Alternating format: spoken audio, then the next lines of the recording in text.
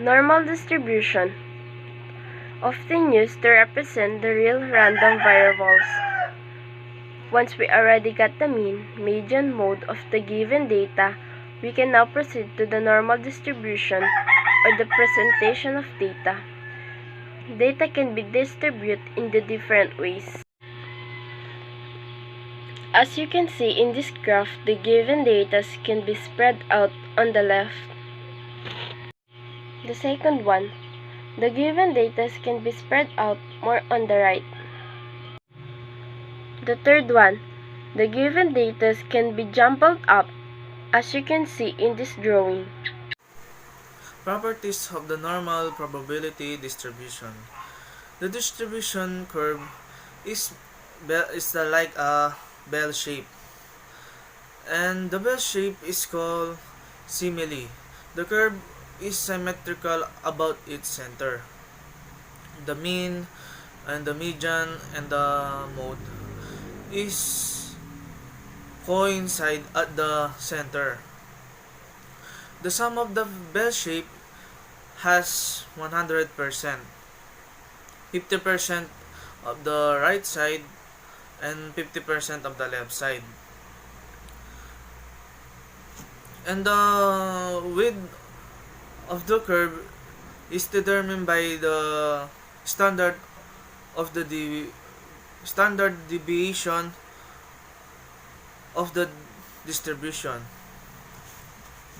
And the tips of the curve flatten out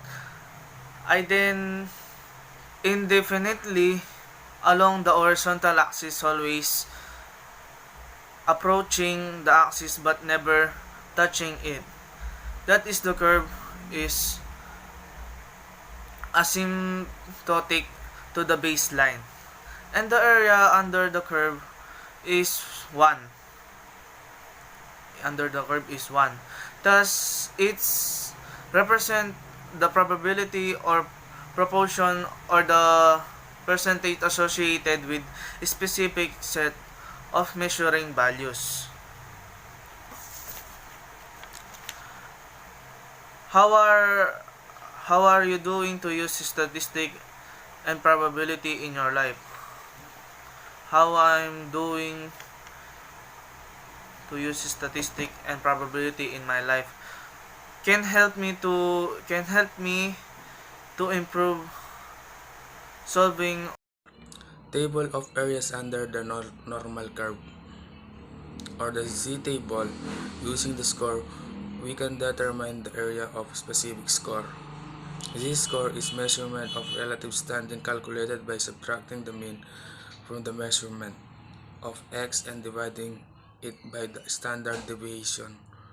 The final result will be z-score represent the distance between a given measurement of x and the mean. Express its standard deviation unit. Either the z-score locates x within a sample or within population. Bell curve is a normal distribution. The graph shows some of the data that follow it closely but not perfectly. A bell-shaped function or simplified bell curve is a mathematically function having a characteristic bell-shaped curve. These functions are typically continuous or smooth. A z-score is a numerical measurement that describes a value's relationship to the mean of a group of values. Z-score is measured in terms of standard deviations from the mean. If a z-score is 0, it indicates that the data point score is identical to the mean score. The formula for calculating z-score is this. Where x is the row score, u is the mean, and o is the standard deviation. As the formula shows, the z-score is simply the value of x minus the mean divided by the standard deviation.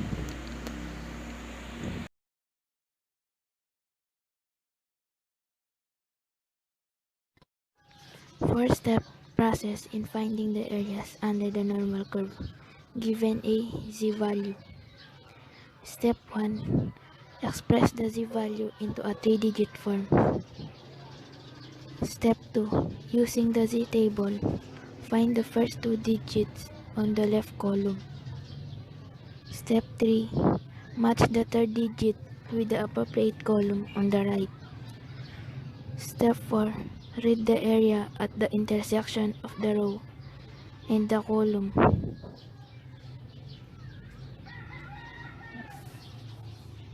For example,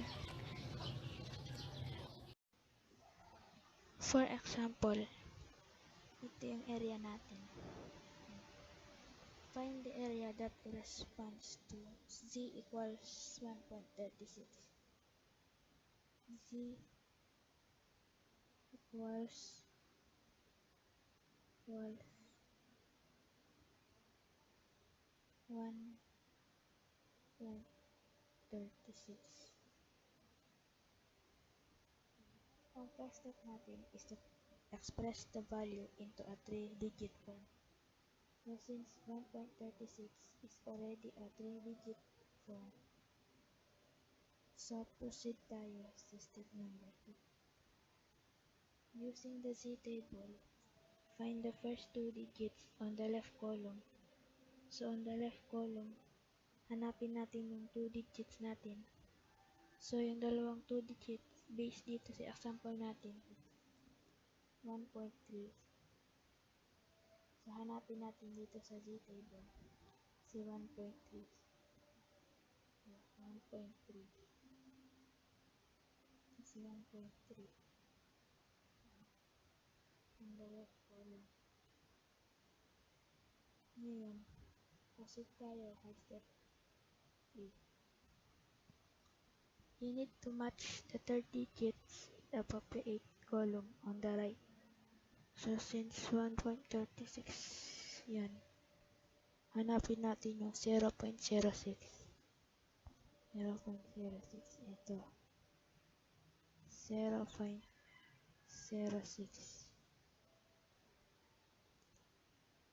And this is the two digits. 1.3 on the left column. At sa taas, 0.06. So, meaning, yung z natin ay 1.36. Yung hinahanap natin ngayon is area. So, ito ngayon yung area. Ito na siya.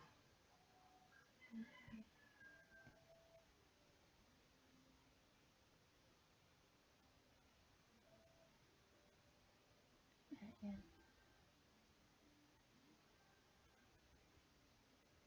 Dito siya mag-meet.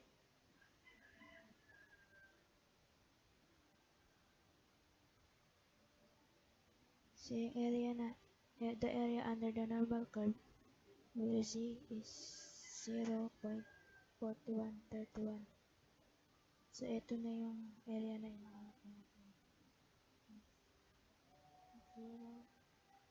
0.41.